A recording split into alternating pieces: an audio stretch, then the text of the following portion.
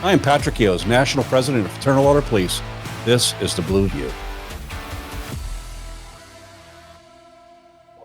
Well, in this episode of the Blue View podcast, we're talking to Larry James, the General Counsel for the Fraternal Order Police, and we're going to talk about qualified immunity and a little bit about what it is and some of the misconceptions with it. But Larry, before we start, how about telling our viewers and our listeners a little bit about yourself? My name is Larry James. I live in Columbus, Ohio. I'm with the law firm of Crabbe, Brown, and James. We're about 85 years old.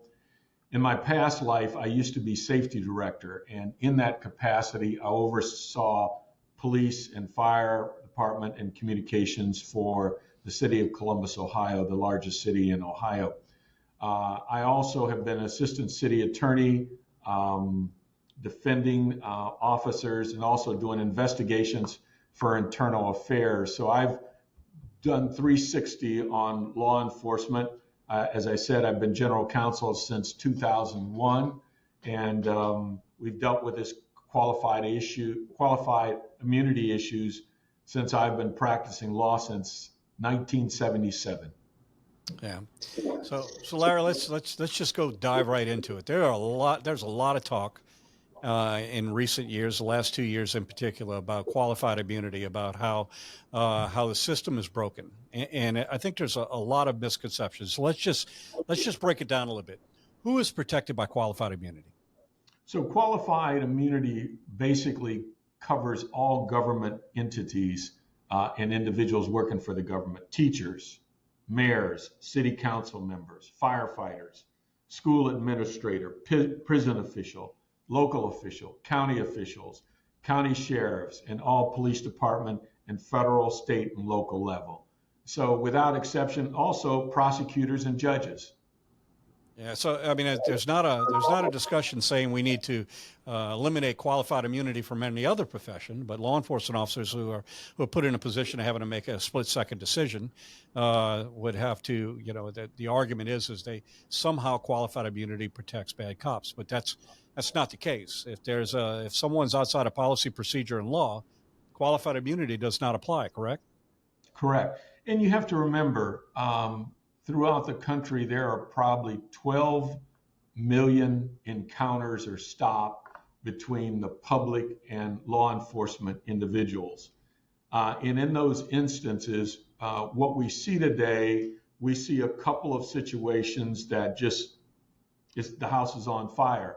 I will say, for instance, the incident in Memphis would not be covered by qualified immunity. George Floyd's situation would not be covered by qualified immunity. And the reason I say that is the court goes through this analysis from a traditional academic standpoint to say, is it clearly established law, and was the officer basically acting in good faith or outside the bounds of the law? And the Supreme Court has said repeatedly that although there is this two-step analysis, if you find something like in the Memphis situation, then you don't have to go through the analysis. Qualified immunity is not going to occur. There were two cases before the U.S. Supreme Court in 2021, and they involved prison situations where the prison officials had intentionally done harm to a prison inmate. And the trial judge back and forth had wrestled with this issue of qualified immunity. And basically what the Supreme Court said, trial judges, use your head. If it's common sense that an officer has abused someone's right, qualified immunity should not vest. So qualified immunity does not protect one from a criminal indictment or a conviction. Qualified immunity does not protect one from being terminated from one's job. Qualified immunity does not protect one from a department taking disciplinary action. So there's just a host of areas that qualified immunity does not apply. It's in a strictly civil litigation sense where qualified immunity says if the officer was acting within the scope and course and based on his good faith, then you can debate the issue whether he or she should be protected by qualified immunity. if in the Memphis situation or those prison cases we talked about, on their face, they're not going to be afforded a qualified immunity. I think the other thing one has to remember is all of these cases that the public says shock the conscience, those cases never go to trial. They are settled. There's substantial amounts of money being paid out to the public. And many of those officers, and we're seeing more of it, do have some type of indictment coming after them or some type of discipline or the termination of their jobs. So I think that misnomer, Pat, that you talk about is one that the public just does not appreciate. I think the other thing is when we looked at cases for the last 15 years, 42% of the qualified immunity arguments have been denied. So it just depends on the stage. It depends on the type of case it is, but the law is not running amok. Police officers who abuse someone's constitutional rights are not getting free rides. Yeah, I think maybe what might be helpful is for our viewers and listeners to understand what qualified immunity is. It's not a law passed by Congress. It's No. actually court precedent, correct? It's judicially created. So what the judges decided some time ago, if an officer is acting in good faith, and I'll tell you, very similar when I was safety director, and I would have a situation with an officer, and that officer had been negligent, almost like a medical malpractice, that you made a mistake. Now, depending on the gravity of that mistake, it may determine the severity of the discipline that's going to be handed down. But I recall when an officer walked in and he or she acted in good faith and it was just a snap judgment and made a mistake, then the penalty was going to be reflective of that infraction. I remember one of my early cases, there had been a situation where an officer had been shot, a clerk had been raped, and the officers ended up killing the individual. And in that process, they ended up hitting the individual a couple times afterwards. And it was a moment of passion. And those are the type of cases is what do you do? Is that an abuse? Probably it is. Is it going to be criminal? Probably not. Is that officer going to be afforded qualified immunity? It's probably never going to get to that because the case is probably going to be settled by the government entity. So I would say that, is the public protected? So an injury occurs, will qualified immunity stop a family or an individual from recouping some sort of monetary damages if their rights have been violated? And the answer to that is no. And that's bearing out around the country.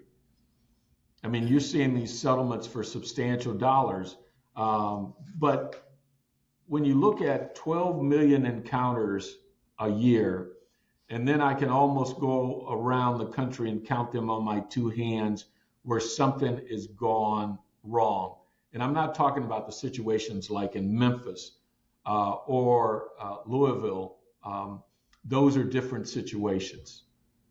Larry, you talk about, mention about court dispositions or at least settlements. Let me rephrase that. Court settlements where cities have decided that they're not going to pursue something, and they're making settlements with the individuals. I think it's important to note. Look, we could talk about some high-profile cases. We see them. We can see them with our own eyes and know, okay, this does shock the conscience. But I think it's notable to point out that in a lot of these instances where cities are paying out damages, it's politically expedient to do so, and the officers have never had an opportunity to present their case or make their argument as well, or whether or not fault is applied. Correct? Correct. And you take the Atlanta situation at the fast food encounter. In that situation, and it's a difficult proposition for the public official. So he or she, the mayor or council, collectively makes a decision that the public is protesting and potentially threatening to close down highways interfere with normal business, and do damage. So the public official makes the decision, as they did in Atlanta, we're just going to fire the officer. And in many of those instances, when they go to a hearing, and I happen to have been on one of the call with some of the folks in Atlanta at the time, and I said, you're going to have a problem because, those officers are probably going to be reinstated. They did not do anything wrong. Now, you've got two issues, Mr. or Mrs. Mayor. You can take the expedient route and you can sacrifice your officer. And people may not blame you when you're balancing, am I going to have my city burned down, or am I going to violate my officer's due process rights? That is that debate, Pat. And, it's a difficult one. Yeah. But I think the city has to make a decision that they're going to return that officer to his or her job. And then you look at a situation where, are they going to put the officer back to work, or they're going to buy out the officers? You'll recall what happened in Ferguson. And I think that was one of those situations that people had jumped to conclusions on Darren Wilson. And the Obama DOJ came in and made a determination that there were no rights violated. Now, there were rights of the citizens violated by the public officials, because you had a predominantly black city that was poor, that the city had made a conscientious decision that they wanted to create revenue from its residents to operate government. And that was the finding of DOJ. It had nothing to do with the police department and the police officers. So, it's a mixed bag, but you're absolutely right that, do or shall our officers have the right to have their case heard, both administratively, criminally, and or civilly. And we do a lot of work representing officers here in Central Ohio, and we've had a lot of success on those high-profile cases. So both the officers being reinstated and the civil cases being won by the way of a defense verdict. Larry, I often in meetings with other groups have this one repeating theme and questions that are, or at least statements that are made about qualified immunity. And that is that qualified immunity protects bad cops. And we know that's not the case. I mean, you identified the numbers to show the process for the courts to determine whether qualified immunity is something that is applicable. Shows that better than 40% of the time that it's requested, denied. That it's denied. Absolutely. We talked about all the things that qualified immunity doesn't do. Let's talk about what qualified immunity does. What it does, it provides a defense for the officer, and it avoids extensive litigation costs. That where the court finds that the officer acted in a reasonable, objective, good faith manner and in compliance with the regulations. And if you find that situation and you don't find a violation, you're going to dismiss that officer from the lawsuit, and the case for all practical purposes go away, as it should. Yeah. And there's another one that a consistent theme by those that feel like qualified immunity is protecting bad cops. There's also the argument that qualified immunity should be adjusted so that the burden falls on the agency themselves. Isn't it there already? I believe it is, because, when we have multiple officers in an incident, we get called in by the city attorney's office when there's a conflict of interest, but the city is bearing the cost of that defense. The city is going to bear the cost of any settlement, and the city is going to bear the cost of any judgment return, because it is the deep pocket. Some government, some state around the country, Colorado, New York, New Mexico, have tried to create or eliminate qualified immunity in the state forum. I think that is a disaster waiting to happen, because then the government entity has to make a decision on a conflict of interest with those officers and whether it's in their best interest to cut them loose. And it's trying to say the officers should stand in the way. But what's going to happen more often than not, even if there were a verdict return, there's going to be a filing of bankruptcy because the officers don't have the wherewithal. And that's even where they've made an innocent mistake. You know, Larry, just to put it in perspective, I think this is the key. I want to talk about why qualified immunity is important to the profession of law enforcement. But I want to give an illustration that kind of points out the problem. If we work in another industry, if you work in a private sector and you see something that's unsafe or unethical or illegal, you have the opportunity to make a decision whether or not you're going to do that function. In law enforcement, we're not. Law enforcement officers are dispatched to calls of service, and their failure to respond to that calls of service could result in malfeasance and a number of other problems. So a law enforcement officer doesn't have the ability to say, you know what, there's an active shooter situation you're sending me to, and I have determined that there is a highly possible probability that I'm going to have a use of force situation, and therefore I could be personally liable for this use of force. I choose not to go. Our profession is different than others. Us in military and fire, public safety and military are the ones that are in this position. So let's talk about why it is so important to the professional law enforcement to be able to have qualified immunity.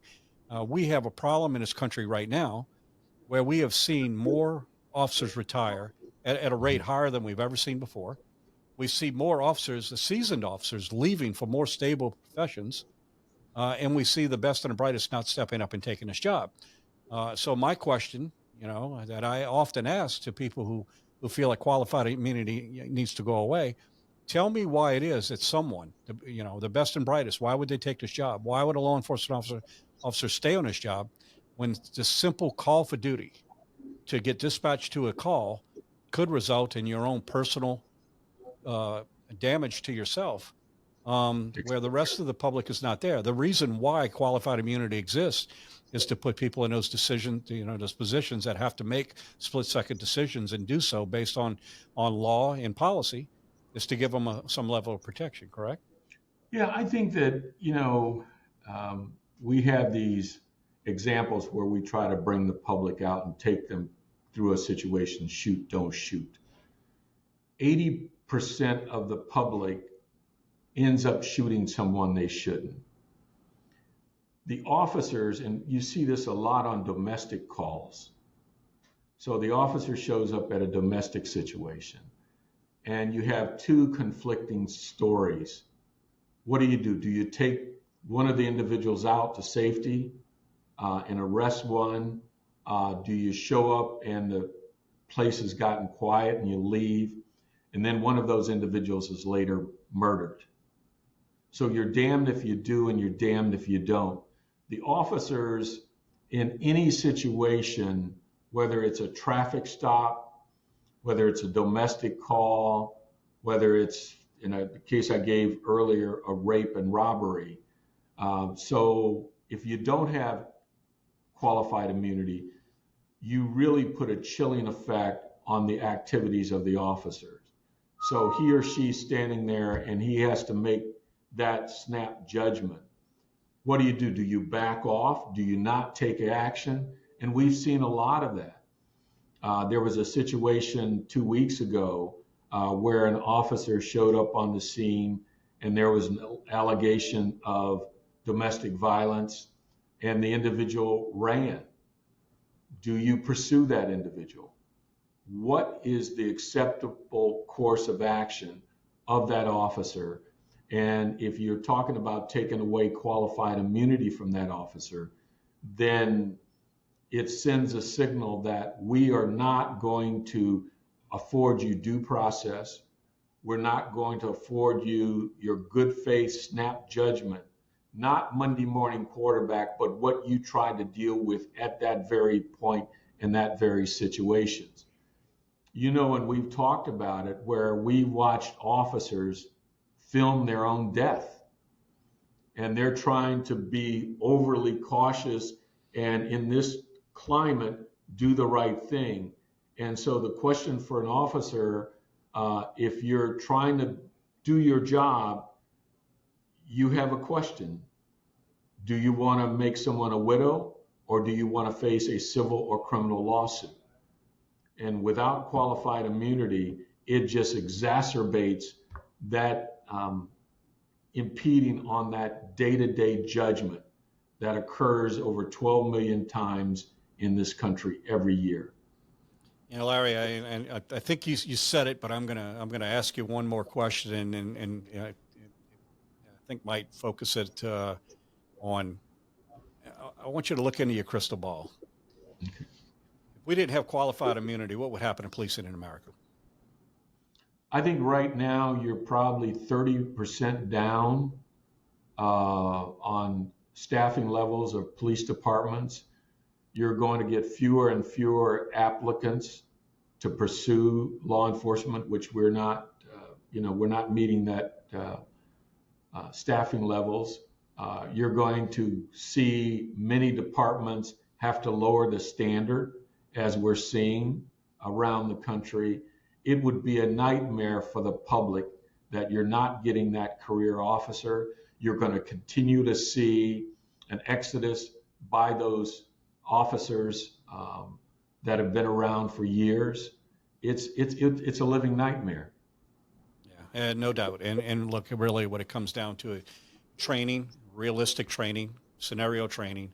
All of these things are important. You know, giving law enforcement officers the tools in order to be able to make those sound decisions, but also at the same time recognize there's a human element in everything that we do, and that human element, and often the lack of compliance to lawful orders, result in a use of force that creates a lot of these problems. So until we actually recognize and stop focusing in ways to take things away and recognize what we need to do is be giving better tools in order to do policing, we're always going to be struggling with these issues. And the adequacy of the tools. I mean, we talk about the taser and whether we were looking at certain departments that 30% of the officers are not equipped with tasers. When you look at the training budget for officers in modern day training, and I would really challenge the public to take a look at this. Look at the budget for training of officers, equipment of officers, what they are not given. And I think you'll find that training budget is the first thing to go, or you do not have an adequacy of having those officers trained with the right equipment. You'll recall we went through this debate maybe about 6 or 7 years ago with vests and mandating and the type of vest that you have. It just, if the public took a look at that, how the officers training, retraining, recertification, I think police officers will tell you unequivocally, good cops don't want to work with bad cops. No doubt. And they repeat it and you've seen this from around the country. We don't practice this sort of technique. We don't believe that there is any justification remotely under any circumstances for what took place in Memphis. You issued a statement on that. And I think that's where law enforcement is today. We need a seat at the table. When I was safety director, I realized when I was dealing with issues and policies, I ended up going to the command level to get those answers about how we created better policies. And I wasn't trying to play favorites. It's just that group of individuals understood what the beat cop was dealing with every day, the equipment we needed. When we talk about bike patrol, if we're going to have that, when we talk about community policing, what is the equipment that those officers need? We ended up supporting, you put together a task force on body cameras. And what we found from body cameras, they exonerated the officers. The officers were a little bit nervous at first and were wondering what was going to be the result of it. And then the officers were saying, we want body cameras. Yeah. And we want the best body cameras. Right. Body cameras by far. Has it occasionally found some things that shock our conscience, yes. But at the same time, I think what you will find with body cameras is that by far the overwhelming majority of those show law enforcement officers being very professional in some very stressful situations, and doing a job that's very difficult and certainly unpredictable. Yeah. We had a situation this past couple days of an individual shooting up a club. And the officers show up, the individual comes out and he's shooting. And I mean, in that situation, there was only one course of action. They had to take him out. The other case in Columbus, Ohio, where the young lady had the knife and she was going to stab the other individual. And the officer's decision there is who's going to die. Yeah, it's just take any of us, put ourselves in that position and ask what we would do with those dynamics, and know, and every one of those you saw how fluid they are and how quick they can change. That required a split-second decision, and that is again goes back to what we were talking about. That is where qualified immunity is so very important. It's the information an officer has at the time, and as long as they're within the color of law and within policy and procedure. Are their actions reasonable based off of the circumstances as they see them? And that's why I think it's necessary, and why it is necessary for law enforcement, the stability of law enforcement, to be able to have some protection for doing a very difficult job that we're asked to do. Yeah, and I think, and you'll recall this, Pat, when we were dealing with some of the objectors about qualified immunity, Ben and Jerry, and I think some of the folks from the Federalist Society, and they had identified 17 cases that they were talking where the law was ran amok. When we looked at those cases and underneath them, there were really about 6 cases. The judges in those cases went through this real technical legal analysis. And what the Supreme Court says, you really don't have to go through those analyses.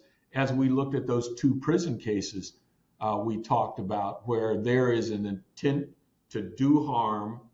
When you look at the Memphis case, I would put that in that same category.